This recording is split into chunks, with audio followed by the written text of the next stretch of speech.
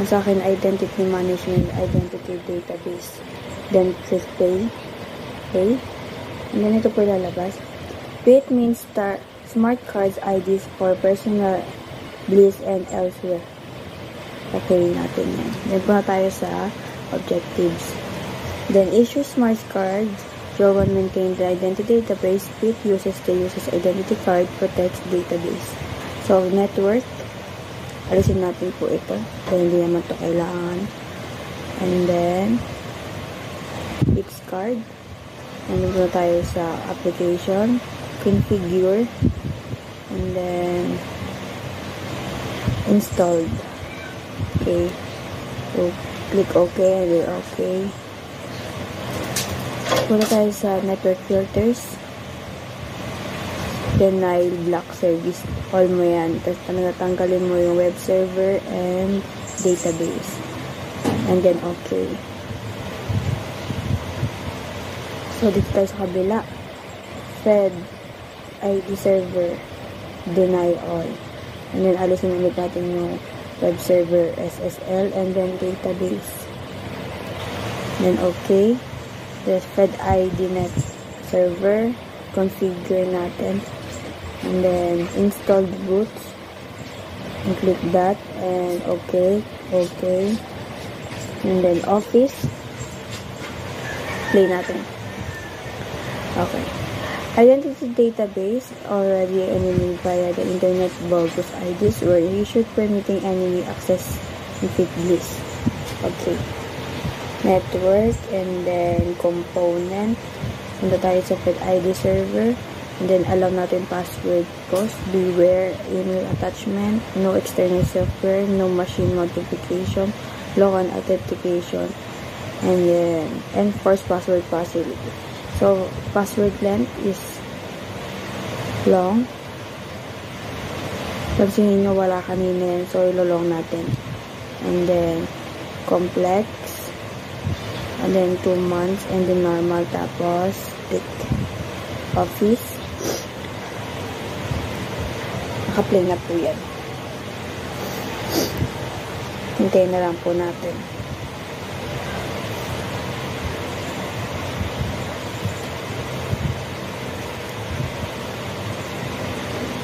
Okay. So, dito po. I was brave to modify federal ID database.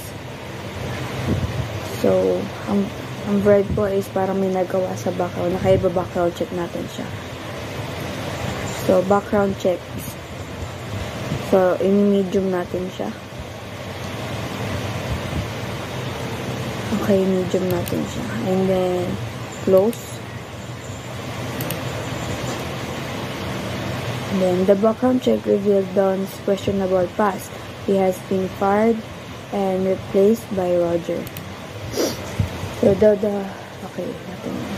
Yes, I should update my face page shop pa niya. And then, wait na lang po natin.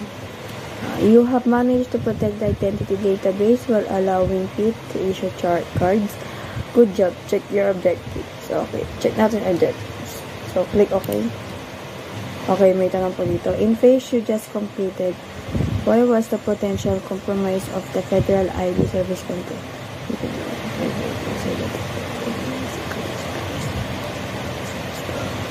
Close letter C. And then I must be presented. Okay. Okay. Objectives. A data analysis purchase company has been contracted with to perform data analysis on the database. Provide her with access to database. Note, you cannot take actions to secure contractor. So, yan. And then, wala po tayong gagawin dito since na lagyan na po natin yung mga tama. So, i-post natin to. I can access my identity, sabi po ni Freddy. Freddy pala. Component. So, Fed ID server sa local. And then, add natin si Peggy. And then, close. Office. Wait na lang natin siya. Did I remember? Sabi pa niya. Oops, my malware on my computer's corrupt identity data. Please really protect the data for transferring the contractual computers. So, tingnan po yung bonus, 105 per hour. So, malware on Peggy's computer is able to modify their identity database because when they Peggy's computers, if don't Peggy's accurate, policies. So, si po yan. And then, lang na ito may read-only access using access control list. ALC. Okay. Oops, may malware. Post natin yan. And then, component.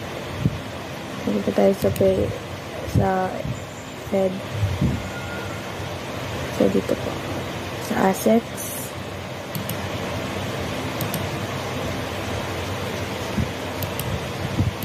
Height na pala yun.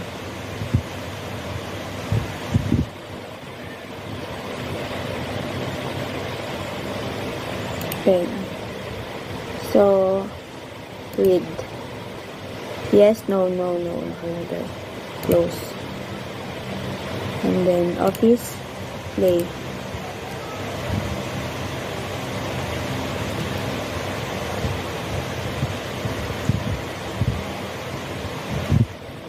So, pansin nyo po yung money po natin. And then, yung cost, hindi na po siya bumababa. Yes, the contractor only needed read-only access to the database. Given the contractor security, it is hard to limit who view the data. But least limited, you can modify it. Purpose, objectives.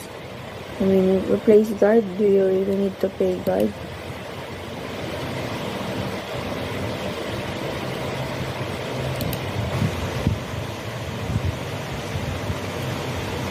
Kawawa naman yung guard. Price technology for smart lock and with alarms would you sound and replace the guard with the smart lock zone and then smart lock nakalagay nyo sa office. Ito po yung guard, i-replace natin kaso nakakaawa naman, so wag na, hayaan mo na lang, buyain lakta.